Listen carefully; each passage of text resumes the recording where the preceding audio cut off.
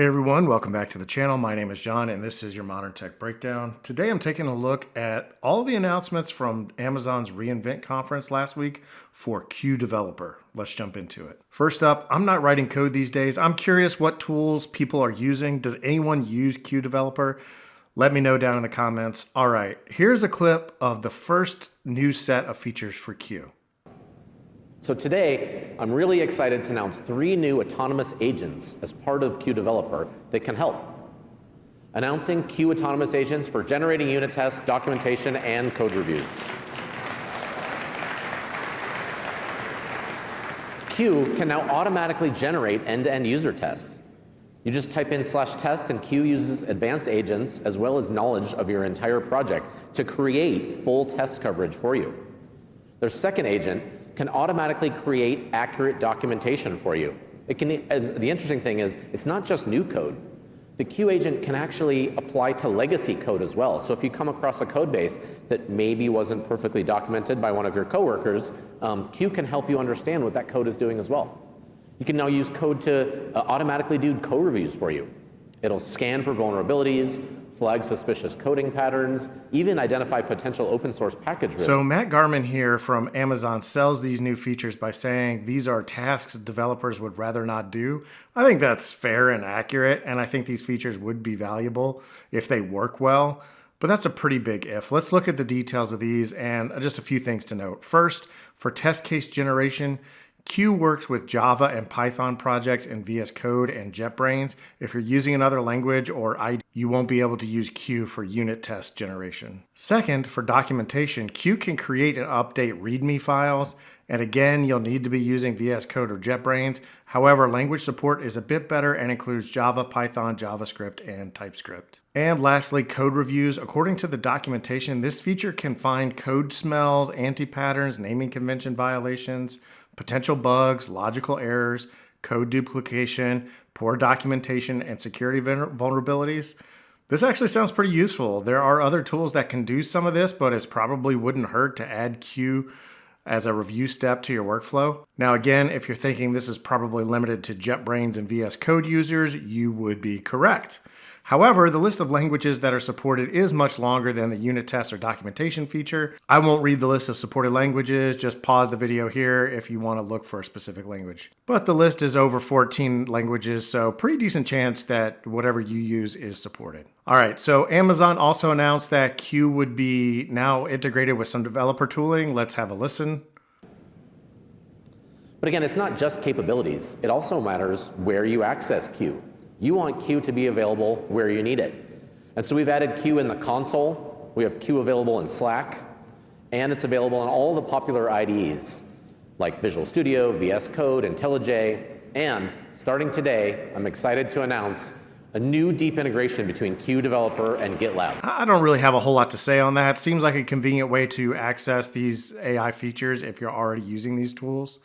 Now, the next thing Amazon announced was a little curious to me. I really didn't know that there was interest in this, but apparently Q can now help transition Windows apps to Linux. Here's a clip.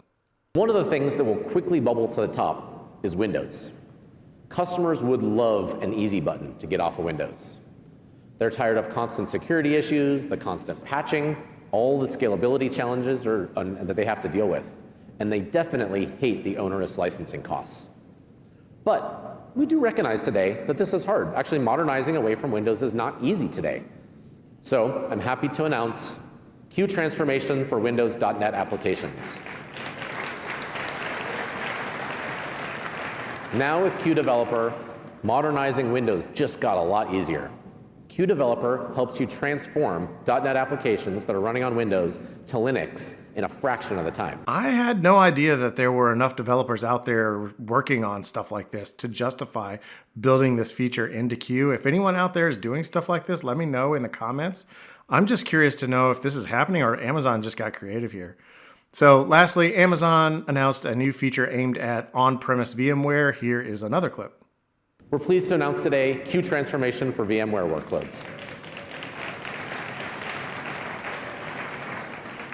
Now Q is able to help you easily modernize workloads that are running on VMware and move them to a cloud-native solution. What happens is, and the biggest value here is Q automatically identifies all your application dependencies, and it generates this migration plan for you, which really reduces a ton of the migration time and significantly reduces your risk. It then also launches agents that can convert your on-premise VMware network configurations into modern AWS equivalents. So this is really smart. It makes it easier for customers to move away from VMware and towards AWS, and it's coming at a great time.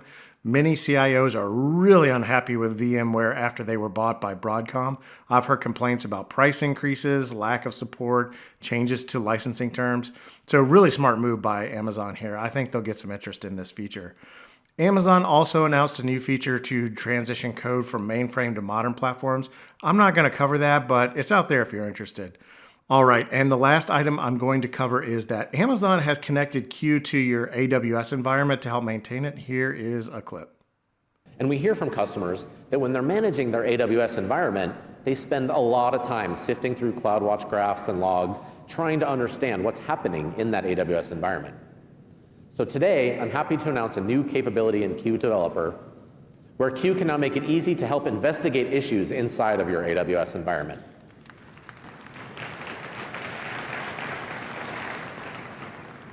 What Q can do is it actually looks at your entire environment. It knows your entire setup, everything that you have running, and then it looks at CloudWatch data, it looks at CloudTrail logs, and it can help you uncover where you may be having an issue.